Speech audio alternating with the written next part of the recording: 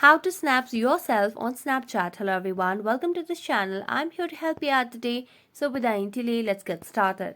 Now first of all, launch the Snapchat application on your device and make sure that you're logged into your account. After that, tap on the chat section at the bottom of the screen. As you launch the chat section, what you can simply do is you can now first of all tap on the camera section, click a snap, and as you click a snap you can see the option of send to. So simply tap on send to, and what you simply need to do over here is tap on the search bar at the top and simply type your own name. So you can now just type your own name and then tap on send. And this way you can snap yourself on Snapchat.